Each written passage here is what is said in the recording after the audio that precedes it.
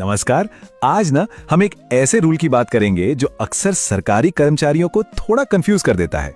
वो ये कि जब कोई छुट्टी पर होता है तो उसके सालाना इंक्रीमेंट का आखिर होता क्या है। तो चलिए आज इसी नियम को एकदम आसान भाषा में समझते हैं। तो जरा सोचिए कि कोई अपनी छुट्टियां एंजॉय कर रहा है और कैलेंडर में आज उसके एनुअल इंक्रीमेंट की तारीख है, मान लीजिए 1 जुलाई। तो सवाल यह है कि क्या उसे उसकी बढ़ी हुई सैलरी मिलेगी। ये एक बहुत ही कॉमन लेकिन बहुत जरूरी सवाल है और इसका सीधा और शायद थोड़ा चौंकाने वाला जवाब है नहीं। उस दिन वेतन वृद्धि का जो मॉनेटरी बेनिफिट है वो नहीं मिलेगा। पर रुकिए, घबराने की बात नहीं है, कहानी यहीं खत्म नहीं होती। तो फिर असली नियम है क्या? देखिए, इसे समझने का सबसे आसान तरीका है ये याद रखना, आपका पेमेंट रुकता है, आपकी इंक्रीमेंट की तारीख नहीं। अब इसका असल में मतलब क्या है? चलिए ड्यू डेट और पेमेंट डेट के बीच के इस छोटे लेकिन बहुत जरूरी फर्क को समझते हैं। इस पूरे नियम की जो जड़ है ना, वो नोशनल इंक्रीमेंट नाम के कॉन्सेप्ट में है। इसका मतलब बस इतना है कि इंक्रीमेंट को ऑफिशियली ड्यू डेट पर, जैसे कि 1 जुलाई को, आपकी सर्विस रिकॉर्ड में तो दर्ज कर लिया जाता है, लेकिन इसका असली पैसा मतलब जो बढ़ी हुई सैलरी है वो तब तक नहीं मिलती जब तक कर्मचारी छुट्टी से वापस ड्यूटी पर नहीं आ जाता। अच्छा, यहाँ एक और बात पर गौर करना बहुत जरूरी है। छुट्टी के दौरान की अवधि के लिए कोई एरियर या बकाया नहीं दिया जाएगा। यानी बढ़ी हुई सैलरी ठीक उसी दिन से शुरू होगी जिस दिन कोई दोबारा ड्यूटी ज्वाइन करेगा। बीच के दिनों के लिए वही सैलरी मिलेगी जो छुट्टी पर जाने से पहले मिल रही थी। लेकिन जैसा कि कई नियमों के साथ होता है, इसका भी एक अपवाद है और ये एक बहुत बड़ा अपवाद है। इसे समझना इसलिए जरूरी है क्योंकि ये आपकी छुट्टियों की प्लानिंग को पूरी तरह से बदल सकता है। चलिए देखते हैं कि कैजुअल लीव यानी सीएल बाकी छुट्टियों से अलग कैसे है। तो सबसे दिलचस्प अंतर यहाँ है, कैजुअल लीव या सीएल के दौरान कर्मचारी को ड्यूटी पर ही माना जाता है।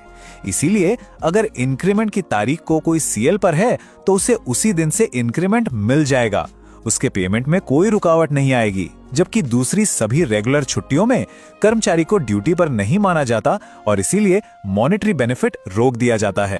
तो फिर वो कौन सी छुट्टियां हैं जिनमें इंक्रीमेंट का पैसा टल जाता है?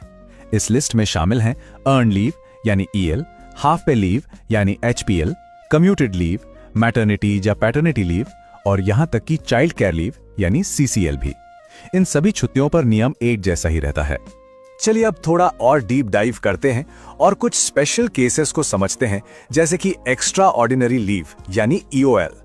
यहां पर नियम थोड़े और पेचीदा हो जाते हैं, इसलिए इसे ध्यान से समझना जरूरी है।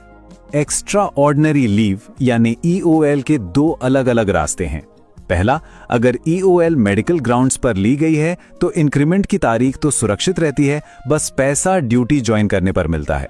लेकिन अगर ईओएल निजी कारणों से ली गई है और अथॉरिटी ने इसे इंक्रीमेंट के लिए काउंट करने की मंजूरी नहीं दी है तो इंक्रीमेंट की असली तारीख ही आगे बढ़ सकती है।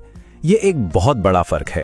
अब एक बहुत ही काम की टिप, अगर छुट्टी इस तरह से प्लान की जाए कि इंक्रीमेंट की तारीख से ठीक एक दिन पहले भी ड्यूटी ज्वाइन कर ली तो बस इंक्रीमेंट बिना किसी देरी के नॉर्मल तरीके से ड्यू डेट पर ही मिल जाएगा।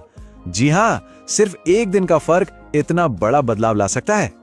अब हम एक ऐसे टॉपिक पर आते हैं जो बहुत सीरियस है, खासकर उन लोगों के लिए जो रिटायरमेंट के करीब हैं। इन नियमों को ठीक से न समझना सिर्फ एक महीने की सैलरी पर नहीं बल्कि पूरी जिंदगी की पेंशन पर असर डाल सकता है। देखिए, पेंशन का जो कैलकुलेशन है वो आपकी आखिरी सैलरी पर बहुत ज्यादा डिपेंड करता है। चाहे वो यूपीएस हो या ओपीएस, दोनों ही मामलों में रिटायरमेंट से ठीक पहले का वेतन आपकी पूरी जिंदगी भर की पेंशन तय करता है। और यहीं पे सबसे बड़ी चेतावनी छिपी है। जरा सोचिए, अगर किसी का एक इंक्रीमेंट, मान लीजिए 2000 रुपए का, उसकी पेंशन कैलकुलेशन में शामिल होने से रह गया तो इसका मतलब सिर्फ 2000 रुपए का नुकसान नहीं है। पेंशन में ये हर महीने लगभग 1000 रुपए की कमी बन सकता है, यानी साल के 12,000 और 20 साल में 2,40,000 रुपए से भी ज्यादा का नुकसान। ये एक छोटी सी चूक का जिंदगी भर का असर है। इसीलिए ये सलाह बहुत बहुत जरूरी है। अगर रिटायरमेंट नजदीक है, मतलब अगले 12 महीनों में है, तो इंक्रीमेंट की तारीख को किसी भी तरह की छुट्टी सीएल को छोड़कर लेने से बचना चाहिए। अगर कोई उस दिन छुट्टी पर रहा और बिना ड्यूटी ज्वाइन किए रिटायर हो गया तो बढ़ा हुआ वेतन उसकी पेंशन कैलकुलेशन में शामिल नहीं होगा। तो हमने काफी कुछ कवर किया, नियमों से लेकर अपवादों और चेतावनियों तक। अब इस पूरी जानकारी का निचोड़ क्या है, चलिए इसे एक लाइन में समेटते हैं।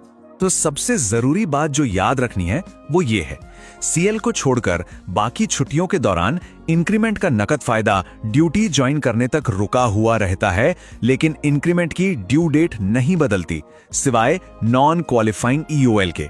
ये एक लाइन इस पूरे नियम को परफेक्टली समराइज करती है।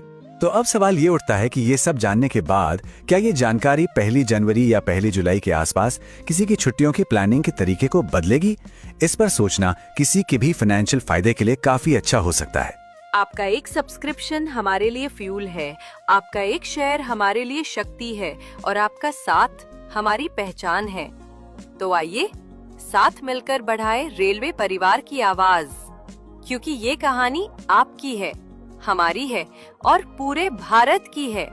अभी लीजिए रेलवे परिवार का सब्सक्रिप्शन भारी छूट के साथ में। धन्यवाद।